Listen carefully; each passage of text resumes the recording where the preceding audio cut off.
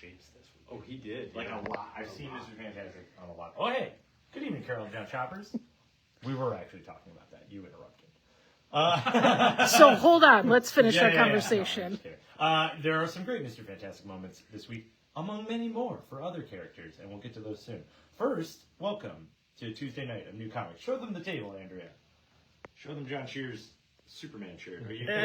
You were excited when you saw Supergirl. That's for you. Yeah. That movie, they thought about you.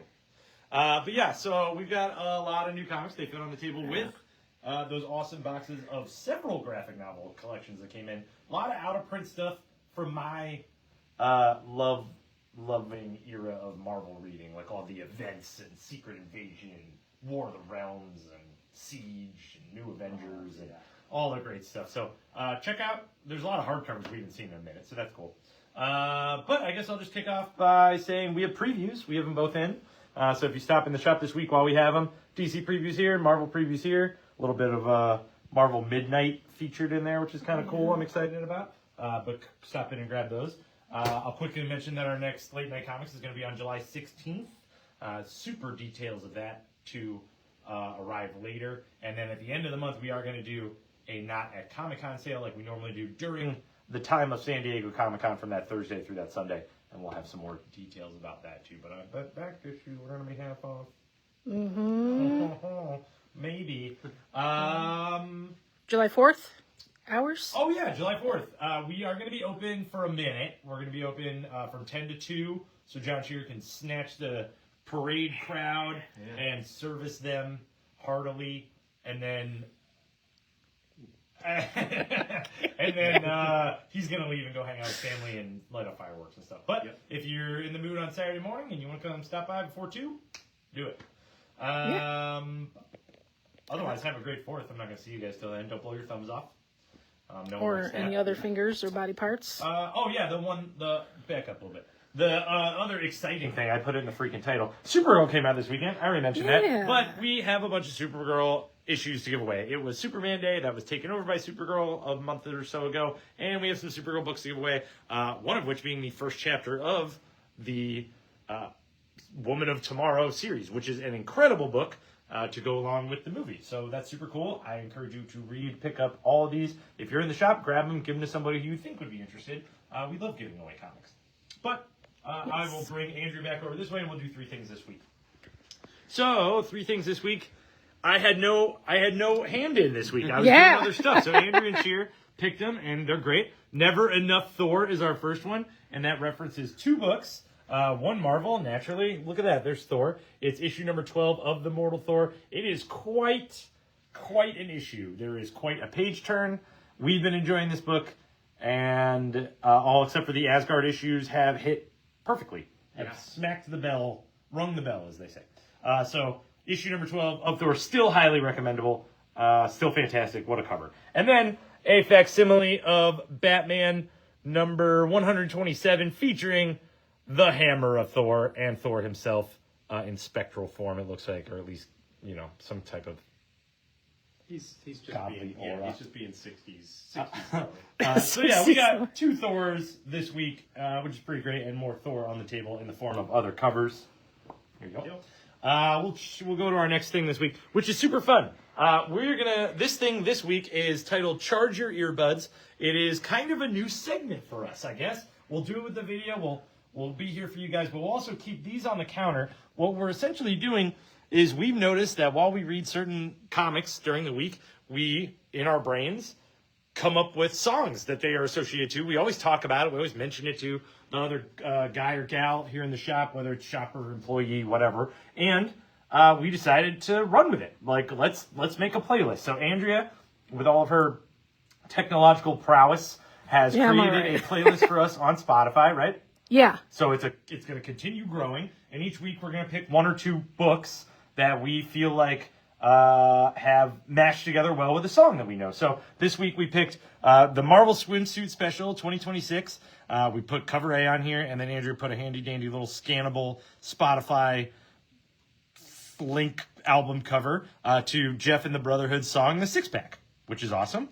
And then I was reading Absolute Green Lantern number 16 this week. Oh, duh. I'll put it right there. Yeah, still getting used to it. I was reading that this week, and there are some things that happened in that book in a big cosmic way, and I picked the song Psychic City by Yacht. I should point out that I picked specifically the remix, so that's what this will get you to. Just saying, I don't have bad taste in music.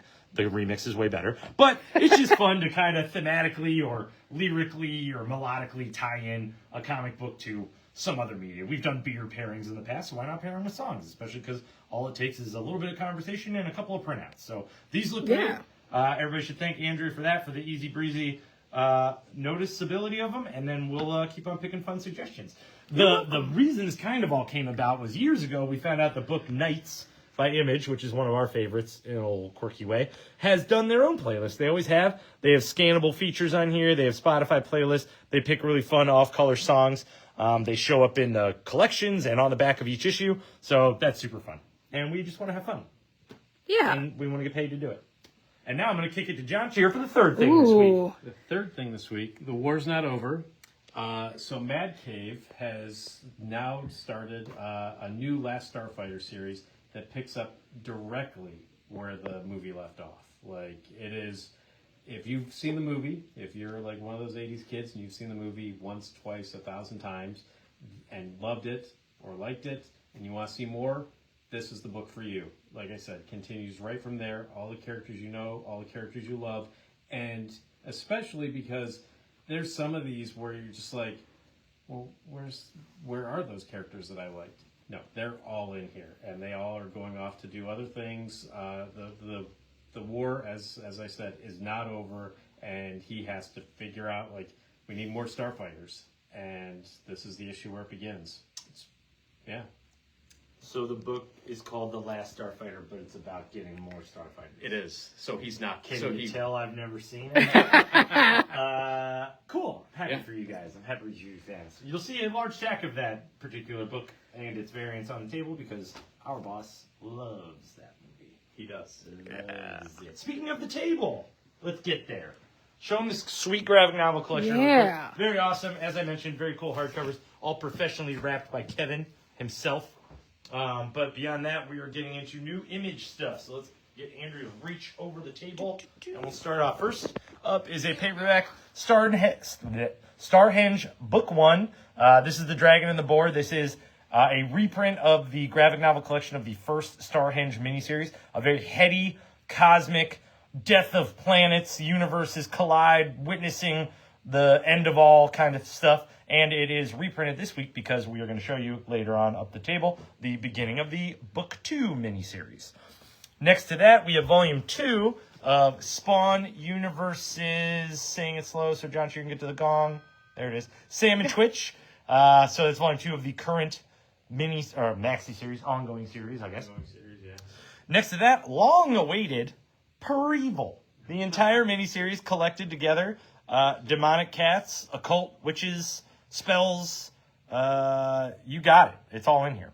And then we've got a few reprints from Image. The first one being a staff favorite, Odin, #1, reprinted, second print. It's awesome to check out. It's a great 9-character, 9-issue series about blood sacrifice for the gods. And boy, do you think that explains it all, and it freaking does. Oh, my God. It freaking does it. Next up is a reprint of Robert Kirkman's Skinbreaker #4. And then a reprint of Fireborn from the world of Lost Fantasy? Issue #2. In the middle of the table, our last Image collection is not unknown to us. It is the Invincible new edition, kind of smaller printings, but with more issues in them inexplicably. That's volume 16. And then #4 of the Ghost Machine Guidebook, focusing on Rook. Then we're getting into a row Spawn. The first one being Scorched #52. Next to that is its cover B. Then we've got She-Spawn on issue #3. Or 4. Spawn regular on issue #377 with that's cover B. This is cover A. I got confused because I did both sides of the table, so I forgot which way I was supposed to go. But now we're into not Spawn stuff. Nights, as I mentioned before, awesome with playlists, really quirky, really fun. That's on issue #19. Savage Dragon is on issue #280. You animals. It's a creepy issue. Uh, Even for me, it's a creepy issue. Radiant Black. Oh, wow. That's okay. Go home. Radiant Black's on issue number 43. Walking Dead Deluxe on issue number 140. What did they get to? 163? No, that was Invincible. 190 something. Yeah, 192 or 3. 3 or 4. Yeah. And then the next chapter in the Transformers, the movie, 40th anniversary adaptation. That's on issue number 2 of 3. We've got 2 covers for it. There's cover A. Here's your 1 in 10 variant for $8. And then a late arrival, Universal Monsters Blood of the Wolfman came out last week, but this week we got the die-cut foil variant, which looks awesome, and if you don't claim it, Andrea is going to buy it. Yes, period. please get it so I don't buy it. That is what's happening. We have 1. Above that, the last image book this week is Starhenge Book 2, A Kiss for Atticus. That is number 1 in the miniseries to continue the Starhenge saga. 1 reprint from Marvel this week is the 3rd printing? Yep. Of Spider-Man Superman, the best collection of team-up stories this year. Yeah. Quite simply. And then we've got some collections from Marvel. A cool one, Epic Collection. This one's X-Men. This is Mutant Massacre. This is classic. This is classic stuff. I've had so many people come up to me and go, give me a good X-Men book. And we do have a few, but this is a really good one. I'll be happy to, here, read this. It'll be great. Can't wait, huh? Yeah. Cool. And then a modern Epic Collection to go along with that. This is an ultimate modern Epic Collection. How many adjectives can we fit in there? For Fantastic Four, Volume 2. So the ultimate Fantastic Four stuff trucking and getting recollected. But next to it, the best trade paperback of the week in probably all of our opinions. Chip Zdarsky's Captain America, Volume 1, completely collected. This is a big deal. Chip Zdarsky writing Captain America is awesome. The artwork is awesome. The story is awesome. It hits really hard. And importantly to us as comic book people, this is your introduction to what is about to happen in Avengers Armageddon. This is the catalyst kickoff for Red Hulk getting real mad at Latveria, for deciding that he knows better than everybody else, and for getting all the rest of the world involved in a big way. It all starts small with Cap and a team trying to do the right thing. And it's a great pickup for $17.99. So it's under $20. Anything written by Chip Zdarsky is definitely worth a shot. His Daredevil run is legendary, and I believe his Cap is getting there. Yeah. Right above that, we've got our cool Marvel hardcover of the week, Venom, The First 40 Years. It is a complete collection of Venom stuff from his iteration into his most influential time, and then 40 years later. New Marvel periodicals. This is my pick of the week. I freaking love Deadpool. I can't get past that. But we're starting a new story arc in which Deadpool's... essentially, we're introducing Bad Pools. It's a simple nickname, but it's very effective. Deadpool finds out that he has mutated a little bit extra that he didn't know about. So anytime he has gone on an adventure in the past couple of years, or a merc or a hit or whatever, and he loses a body part or gets shot, or a little bit of his blood or his flesh is spilled somewhere, it then turns into a really bastardized little version of him. All the way down to a pinky finger. It lands on the ground, it sprouts arms and legs, it puts its fist up, and it wants to fight him. They want revenge for some reason. I don't know what it is, but they're gross, and I want to see him get it. I think they want his blood. Yeah, I can't wait to see what's going on in this. So this is a great beginning to a story arc if you want a solidly gross, fun Deadpool story. There's cover A. Next to it, our cover B is adorable. Look at that. Septipus. So cute. I can't remember his name. I know they named him. Oh, I forgot now. And then next to that, incredibly gross. I Not think, so adorable. yeah, one of these is grown from a spleen. That one's actively vomiting. Yep. Yeah, that's just... And then cover D is your Todd Knock iconic variant. And boy, is that iconic. That is... There's at least 3 spines in there. Let's move on to something less gross.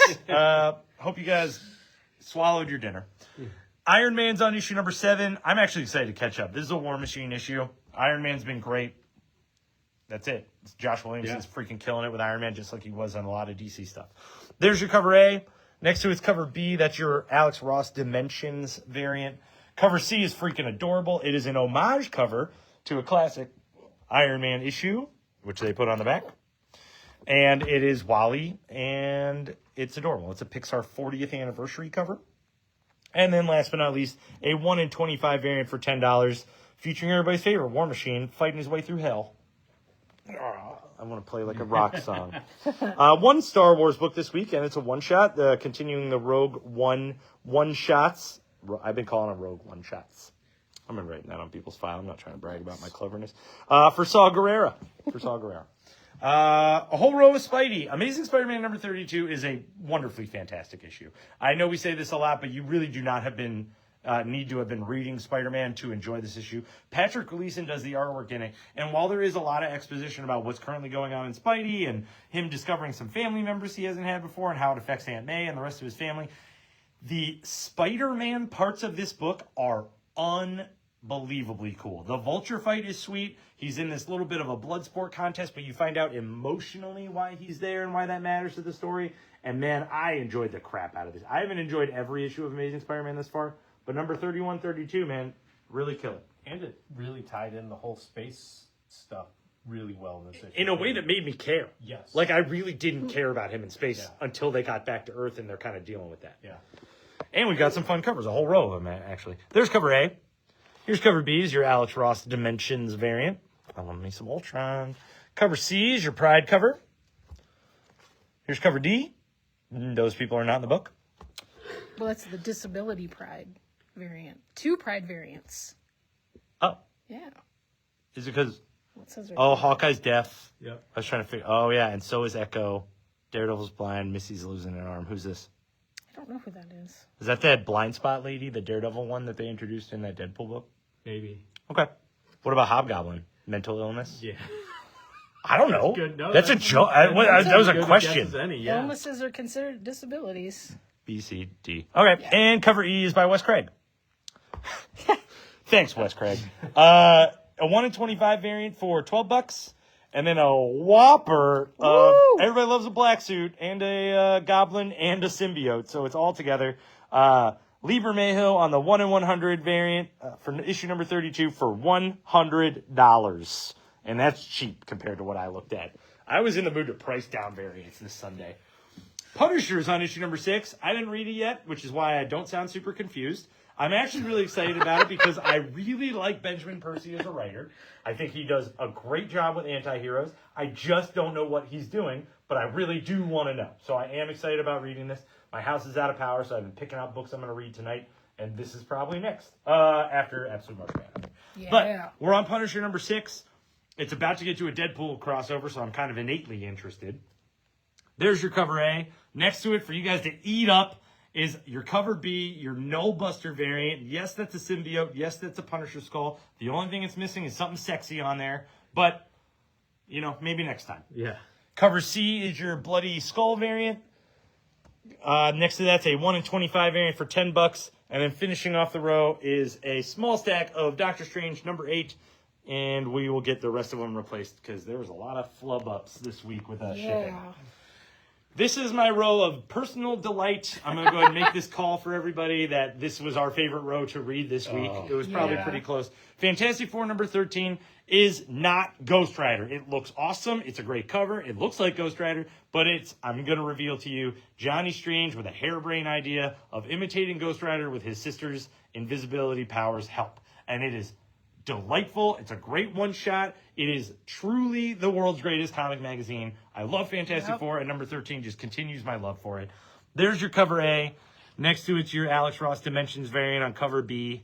And then we got a 1 in 25, which is great. For cover C, you're connected all together. Oh, yeah. There we go. So that finishes off Fantastic Four. Now we're on the Mortal Thor, number 12. What a book. Just what a book. You get callbacks to the Donny Cates epic run of Thor in here. It's just a great book. I really think if someone's looking for something new to read, it's not a lot to catch up on, and it's all good. Yeah. And explanations, too. Yeah. Yeah. Yeah, big time. Best way possible. Big time. Very satisfying. Your villain of the week is like a boss. Yeah. I thought the last one was a boss battle. This one's a freaking boss battle. There's your cover A. Next to it's your David Nakayama color block variant, cover B. And then we got the same cover, all arch version, a 1 in 50 for $20. this is a great row, too. Yeah. The Marvel Swimsuit Special is normally a throwaway TNA magazine. We look at it, we laugh at the pinups, and then we move on. This has 4 exceptionally fun stories in it. This is all summer fun with Marvel characters. You get Namor being angry after people don't respect his beach party, and you get Hulk going to an island to try and, like, have a calming vacation. You get Spider people playing volleyball. It's just fun. There's great Marvel writers doing it. There's no consequence. And you get a bunch of pinups, including a happy 250th birthday America Captain America pinup, which like, everybody's okay with. Everybody. And your cover A is a J. Scott Campbell wraparound cover. Just saying. Just saying. That's cover A. Cover B is the Dodsons. Yeah. Cover C. Oh, I just realized Jeff's there. Yeah, I didn't notice before. He's getting he's in the background. We can forget all this. Let's just Look, Jeff's there. Put Jeff in his Speedo and put him straight up.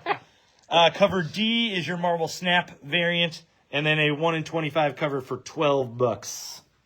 And then the top of the row is a little bit of a mishmash. I'm excited about it. X-Men United is continuing as a series, so that's kind of cool. Number 5 features Shadow King as a villain. Then a great one-shot, kinda. It's Challenges of Doom, Mr. Fantastic is a origin of Doom in the context of his relationship with Mr. Fantastic. And it is not very action-packed, but boy, is it a great story. They really, really hit the nail on the head every step of the way with why Victor Von Doom is who he is from adolescence through his meeting of Reed Richards in college, and it's great. It's a great little origin. It is going to continue into more challenges of Doom one-shots. I thought these were going to be more of like, Doom fights this guy, and there's some exposition, and we figure it out from there. But this is a real ongoing story. Like, we're going to see Doom develop in the context of these guys. The next one is Challenges of Doom Spider-Man, so we'll see how that fits in. I bet it has more to do with his super villainy rather than, you know, his development. I think it's him making a choice, but we'll find out. And I'm really jazzed to. It was a great one-shot. There's cover A. Here's cover B. And then we'll jump to the center of the table because we love us a What If. This is What If Secret Wars, and the full title is What If the Ultimate Universe Survived the Secret Wars.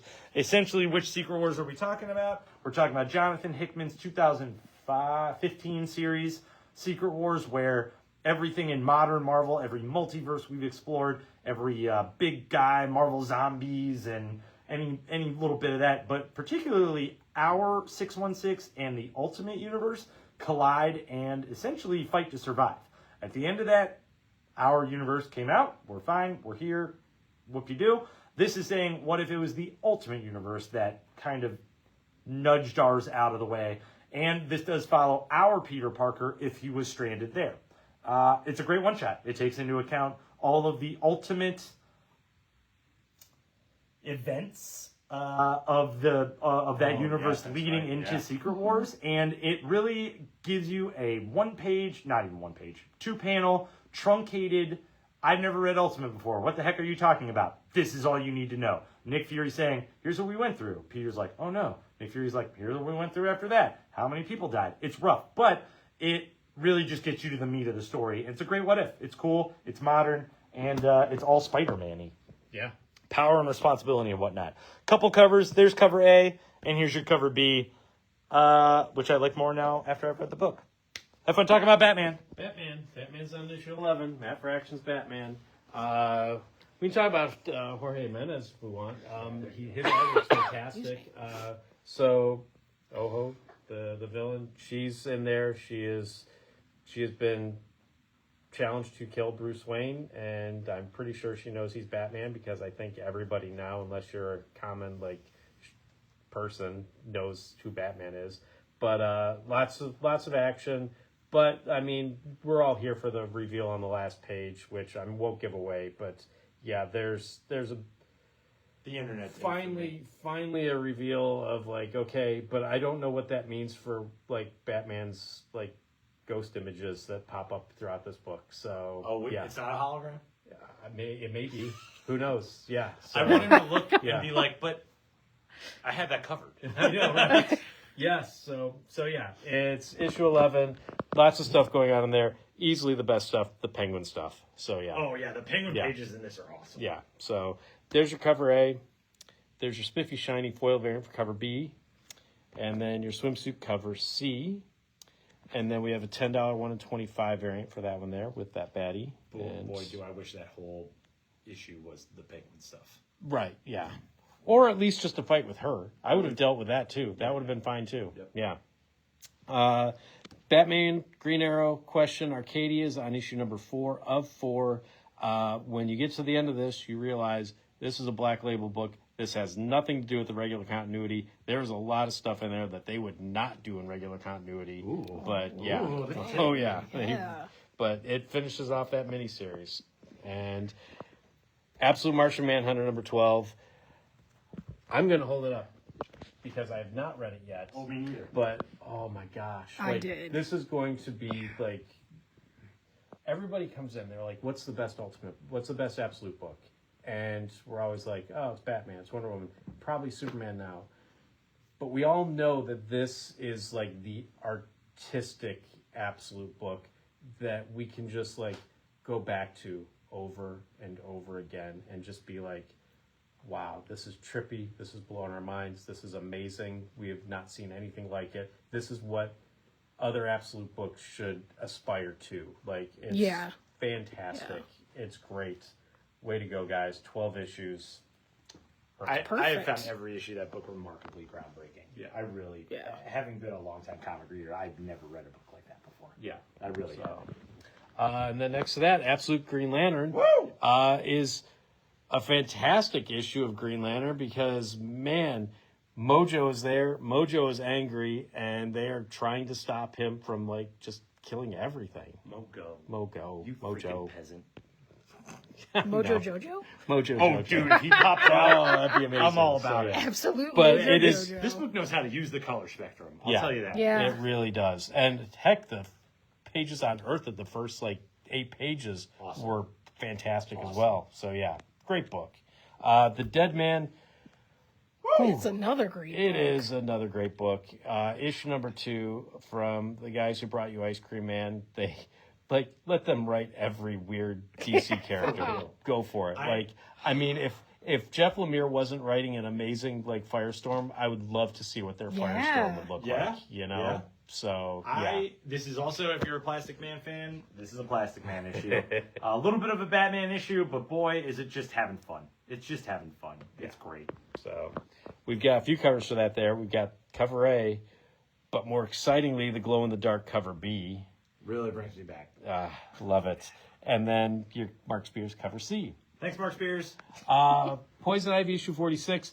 Ironically, not a lot of Poison Ivy in this issue. It is all about her helpers within the Gotham government, and they are basically trying to get Harley Quinn to talk Poison Ivy down from like all the stuff she's going through, but they haven't gotten to Harley Quinn yet. There's a lot of stuff going on in Gotham that they have to get through. I was going to say, it's hardly on the cover. Right? Oh, no, yeah, not yet. That'll be next issue. Okay. But yeah, and you find out all sorts of cool things that are going on behind the scenes at Pamela's like whole mayoral's like staff and stuff like that. So yeah, there's your cover A, there's your cover B, and there's your cover C. The Adventures of Superman Book of L's on issue number 10. Crazy looking creature. He's all throughout that killing stuff. But Supergirl Survive, their Elseworlds book, there are a bunch of Lobos. So just in time for the movie, you've got and they are evil creatures because the blood of Kryptonians apparently is a heck of a drug. So yeah, and with the last 2 Kryptonians, they're like, we're gonna make some bank, and Eat that baby. And then the Green Lanterns show up. Oh, cool. And it's awesome. I'm excited. So, that was great. For all my powers out. So yeah, it was good. JSA's on issue number 21. There's your cover A, but it's all about your Wildcat cover B. Batgirl also on issue 21. Wonderful cover A, and then a very cool cover B. And then from Vertigo, it's 100 Bullets, the U.S. of Anger. So 100 Bullets is back after a many-year hiatus, and Azzarello and Russo are back like as the team. They didn't change anything, And if you read 100 Bullets before this, if you've gotten any of the trade paperbacks, and you're like, I cannot wait to jump in that world again, here you go. You can jump back into that world again, and it's like you never left. So, yay, 100 Bullets is back. And then Sonic, DCX Sonic, Metal Legion, issue number 3. It is fantastic. I still love this book. It is the villains all basically turning on each other in the best way possible. It's great. I love it. So yeah. Facsimile edition, Avengers JLA, issue number 2. This one has the 2-page Batman Captain America, I'm going to put it in quotations, fight, which is great. But it also has Darkseid holding the Infinity Gauntlet. So, yeah. So we've got a few covers for that. There's your traditional cover A. There's your new cover B. And then we've got a blank for cover C. That Thor issue for Batman issue 127. It's a great facsimile. I'm going to get it. My dad's going to love it. He loves the ads. He loves the stories. It's perfect for him. It also has the Batman with no yellow, no yellow on there. That's his Batman. It's just the plain black bat. Supergirl Woman Tomorrow. I'm going to open it up. So this is the work in progress. So it's all the inks, black and white. Beautiful. It's beautiful. So beyond the actual issue So itself, beautiful, we say as she barfs. as she barfs. Well, It's got all her birthday. sketches, everything. It's beautiful. Bilquis Evely did an amazing job, and then she even writes about it at the beginning. So fantastic. Beautiful book. kind of a good time to mention that if you want to talk about Supergirl while you're in here, Come on a Saturday. come on a Saturday. Or if there's people in the store, respectfully grab one of us and pull us to the side. Yeah. And we'll talk about it. But Yep. You can do a thumbs up or a thumbs down. That's but all if we you- want to know. If you are trying to spoil it out loud, we will berate you. Yes, I very much. already So. had to do it. Yeah. I had to use somebody's first name to stop it. Next to that, Get Jiro. Written by Anthony Bourdain. It's his Vertigo book. There's a new movie coming out all about him. So DC got this back into print, which is good for them because it's a beautiful book and it's a wonderful book and good on them. Completely collected for the first time too, both Yeah. miniseries. So there you go. Nice. Second print, Swamp Thing, issue number 88. So the classic Swamp Thing by Rick Veitch and Mike Zulli. It's an amazing cover A and a beautiful foil variant for cover B. There we go. Without so much glare. Does that help any? Nope, Not I got really, it. no. I got it, yeah. Not really. Okay, and then small press. Frankenstein, New Worlds on issue number 3 from Dark Horse. Young Hellboy, issue 2 of 4 from The Devil's Plateau. The Beast of Borkin is first issue, set in Puerto Rico. There's a chupacabra, but beyond that, it is a full-on, all about the characters within there, and a very well-driven character story with a chupacabra as just floating around in the background. Well, sometimes not floating, sometimes being actively angry, but yeah. And It's good. It really uses the monster as the identity for the community, there you Yeah. go. which is cool. Yeah. And So- it's a very rich community. It works very well. Yeah, first one from Dark Horse, so issue number 1. Shaolin Cowboy, Staying AI Live. It is, I love it, Ben hates it, but it's a beautiful, beautiful book. Jeff Darrow does an amazing job in drawing this. Sometimes his writing, shall we say, might be a little lacking, but it's all about the art. So there we go. And then Facsimile Time, Hellboy Seed of Destruction. The first time Hellboy got his own miniseries, Mignola got John Byrne to do the dialogue on it. And then he got Art Adams to do a Monkey Man and O'Brien backup story. It's all here in glorious reprint form. So there you go. Also reprinted Godzilla vs. Portland. Wonderful cover for that. And then next to that, from IDW's crime series, Killer Influences. He's a serial killer. She's an influencer. She finds out who he is, and they decide, instead of trying to figure out, like, sending him to jail. No, they're going to work together so she can make lots of money and he can just keep going on killing without any, like, just, he can just do it. And yeah. And a great setup, good stuff. That it ends with a great little hook because I'm like, ooh, I want to see what's going to happen. That last page, like all of the last page, really good. So yeah, it's an interesting way. Get my thumbs up. Interesting way to introduce characters who could very well be unlikable, and they are. But I am still very much invested in what they're doing. So yeah, deadbeat brother. Yeah, he is so deadbeat. TMNT Journeys on issue number 11. We got 2 covers for that. There's your cover A, and there's your cover B. I like that cover B. It is a good cover B. Godzilla's on issue number 12, and we've got a couple covers for that. There's your cover A, and your cover B. Creepy cover incoming. Cruel Universe. Oh, yeah. Yep, it's issue number 12. It's all about a Greg Smallwood third story in there. He wrote, drew it, everything. Beautiful. So yeah. And then next to that, Dead Acre, Black Badge, supernatural Western. That's the best way I can put it. At one point, he's like, and I died. But he's saying that like as he's dying. And That's like, yep, exactly. So, and then next to that, Team America from Comic Shop News. Like, this is the 80s brought back into the 2020s for whatever reason. But, I mean, yeah, I guess. It's because of Chaykin. It's because of Chaykin. He wanted to do it, so he got to do it. So if you are riding high on 80s nostalgia and you're like, I need me some Team America, there we go. More facsimile, 8 Ball, issue number 1. By Dan Clowes. So if you want to see the very first issue of 8 Ball, there you go. And get cheap because otherwise it's like $100 for the first print. Dick Tracy's on number 18. And then also from Mad Cave, Red Impulses on issue number 3, one of the Gotchaman series. And then the aforementioned Last Starfighter.